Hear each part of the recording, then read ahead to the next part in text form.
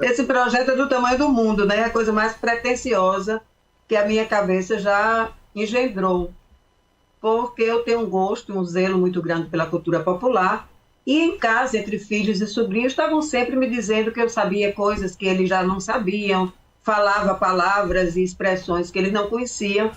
Então, eu comecei a estudar a cultura popular brasileira, aquela que eu já me familiarizara no fundo do quintal mesmo, na cozinha da minha casa, nas falas de avós e bisavós, e fiz o primeiro livro, como diz o ditado, sobre os falares populares, e agora esse segundo, que é apenas um segundo de um projeto que deve incluir 5. Né? Então, esse Religiosidade Popular é o tema da minha predileção, e apesar dele não dizer, eu acho que é dele também, porque à medida que a gente se aprofunda, vai tomando gosto, né? E hoje em dia a gente tem menos nas capitais, mas em áreas mais remotas, principalmente onde a presença do médico se faz mais escassa, os rezadores estão aí dando conta de muito recado. Deixa eu só complementar como é que iniciou, como é que se solidificou esse projeto, Mário. Helenita passou 2 anos morando no interior, em 5 municípios do interior baiano, como médica da família, né? E, a partir daí, ela coletou uma quantidade enorme de lendas, histórias e rezas, principalmente, das pessoas mais antigas dessas localidades.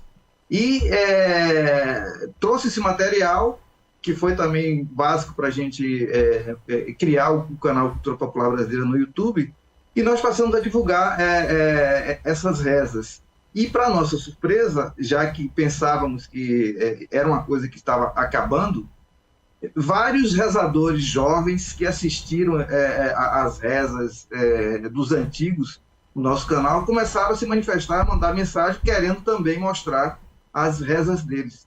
E aí a gente acabou compilando 300 rezas. Temos mais, mas deixamos essas 300 rezas, que são o que acho que consideramos as mais representativas, né? Para tudo, quer dizer, para os principais males em que as pessoas procuram os rezadores. Veja bem, não é um livro, não é um manual de benzimentos. Um breviário, não é um breviário. Isso é uma análise cultural de como é que surgiu os benzimentos, os rezadores, e como é que eles vivem hoje, né? Como é que eles continuam rezando, que é uma coisa que a gente descobriu que começou na antiguidade, né? É uma história muito interessante, muito fascinante. Vamos lá, na linguagem popular, a espinhela, ela é o processo tifoide, ela é o finzinho do externo, esse osso chato que tem aqui dividindo o tórax. Dividindo não, unindo, né? Onde as costelas se encontram nesse osso chamado externo. Então, quando a pessoa faz um esforço muito grande e até por pancadas de vento frio, quando acontecem os difrusos da vida, o excesso de tosse, dá aquela dor e a espinhela cai. Na verdade, eu acho que a postura caída dá essa sensação de espinhela caída.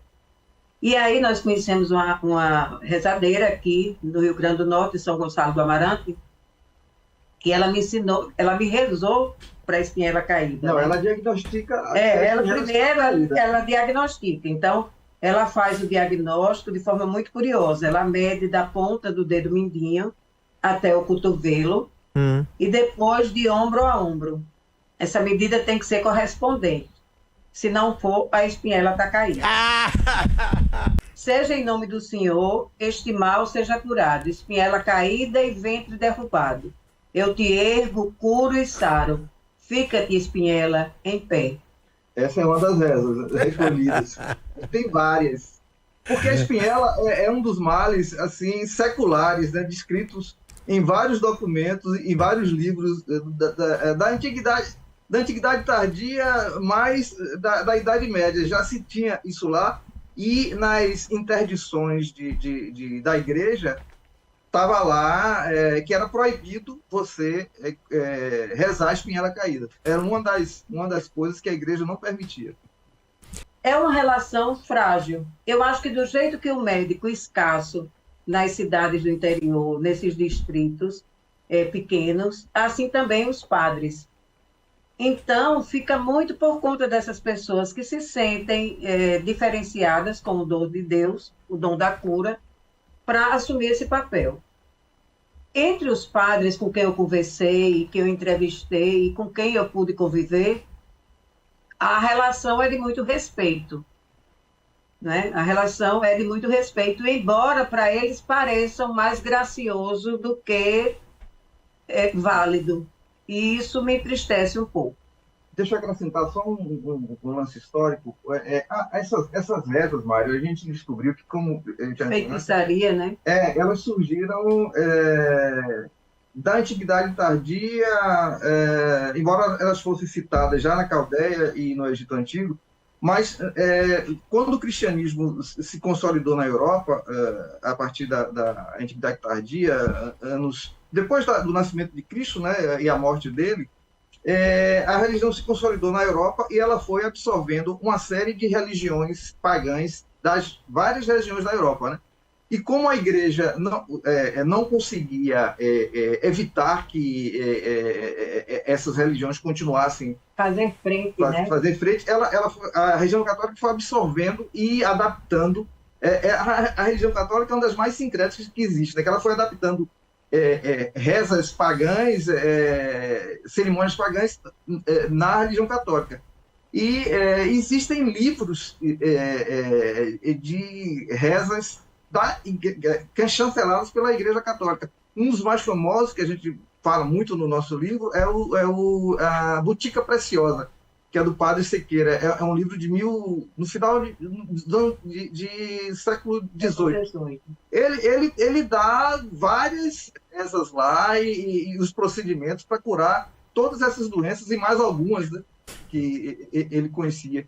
E uma das curiosidades que a gente achou nesse livro de Padre Siqueira é que ele usava também medida de santo para curar junto com as rezas. E a medida de santo na verdade, é uma ancestral das fitinhas do Bonfim. Sim, claro. As fitinhas do Bonfim, no passado, eram usadas como medidas só para como adereço, né?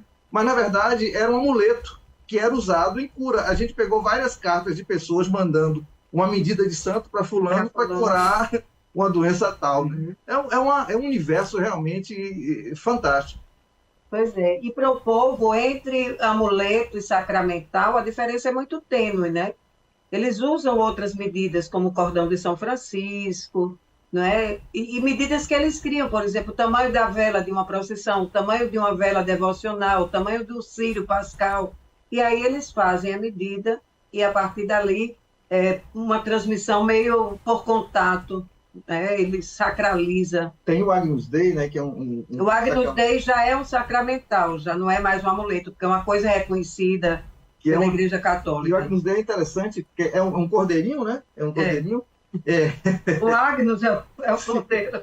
Que é condenado por vários setores da igreja. Isso é um amuleto, isso não pode ser usado, não. Aí a gente encontra um documento, um registro que o próprio Papa, recentemente, distribui Agnus Dei em festividades religiosas lá do Vaticano. Agora vocês falaram de jovens. O que significa, pelo que eu estou entendendo, não sei se é verdade, é que essa coisa não está morrendo, porque se tem gente jovem, né, absorvendo essa cultura, eu acho esse negócio fantástico, né? Porque não vai ficar uma coisa que no futuro existiu, aonde... O negócio continua, é isso mesmo? Continua. Nessa pesquisa, há uns 15 anos ou mais, eu criei um questionário, e nesse questionário eu já intuía isso que eu iria encontrar na pesquisa. Eu perguntava quem havia convivido com avós e bisavós. E são esses os herdeiros da nossa religiosidade popular. Quase todos, eu diria 95% ou mais, herdou dos avós ou dos pais o dom da reza. Apenas uma senhora que eu conheci em Tapiacanga, no distrito de Guiné e Mucugê, ela disse que ela queria muito o dom. Então, ela trancou-se no quarto, fez jejum, muita oração e pediu a Deus o dom de curar. E as palavras que ela usa, que se assemelham muito aos dos antigos também, elas foram ditadas ao coração dessa rezadora. uma das pessoas mais lindas e puras que eu já conheci, Dona Veneranda. Nós mandamos até a foto dela. Eu acho que nós mandamos até a foto aí pro programa. Ah, cadê, Puridade? Cadê? Você tinha umas imagens aí, cadê? Souza. Pronto, Dona Veneranda. Oh, meu Deus, essa mulher é tão linda, ela me marcou tanto. Uma figura que mora num lugar encantado, né? Assim, bem na beira da Serra do Sincorá. Uma figura magnífica. E ela dizia a mim, porque eu fui médica dela, ela dizia, você também pode curar, médica. Ela me chamava de médica, ela não usa doutora. Você também pode me curar, médica. E eu recebo isso com o coração assim aberto e cheio de ternura. Pedro Santinho, pronto. Esse aí é uma das pessoas mais fantásticas que eu conheci em Olhos d'Água, em Tucano, Bahia, né, nas minhas andanças. E ele era um ser humano magnífico, morreu já bem velhinho, eu ainda pude levar viagem para conhecê-lo, logo em seguida ele faleceu. E ele rezava praticamente tudo. Ele aprendeu a rezar também com ancestrais. Não sabia que tinha um dom, mas uma vez ele viu um incêndio e pediram para ele apagar esse fogo. E aí ele foi posto à prova, né? Esse é o mais novo, né? Rafael, a gente chama o menino rezador de Monte Santo. A gente precisou da autorização dos pais para poder exibir o programa com ele. E ele depois foi amplamente procurado. Eu acho que foi um dos sucessos de visualização no canal. Esse é o Alberto Cordeiro, de Pernambuco? Essa é a Dona Chiquinha. Essa foi quem levantou minha espinhela. Ela tem 111 anos e mora aqui em São Gonçalo do Amarante. Ainda reza. Dona Florência, além de ser uma das pessoas mais espirituosas que eu conheci, uma mulher de uma fé inquebrantável, né? Ela mora em Tucano também, mas Fazenda Raso da Catarina, no lugar onde foi essa fazenda. Dona Celina é no lugar chamado Utinga, em Xique-Xique também, Médio São Francisco. Esse é um presente para mim. Esse rapaz é o mais sábio em cultura religiosa, e ele tem 22 anos, chama-se Cícero Lázaro, eu me correspondo com ele praticamente uma vez por semana. Ele é de São Francisco. Ceará.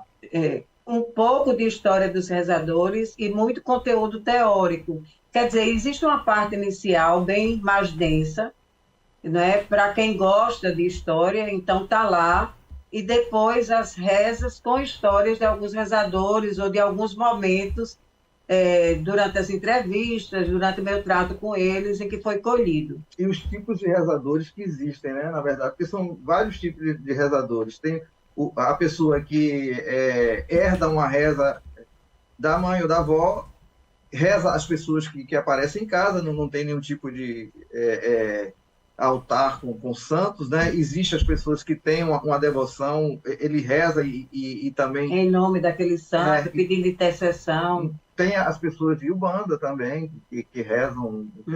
E Dona Zifa, em Caldas do Jorro, também aí no Sertão Baiano, ela me disse que quando uma criança vira as costas enquanto o padre eleva o Santíssimo para consagrar, ela vai ficar com o olho mau para sempre.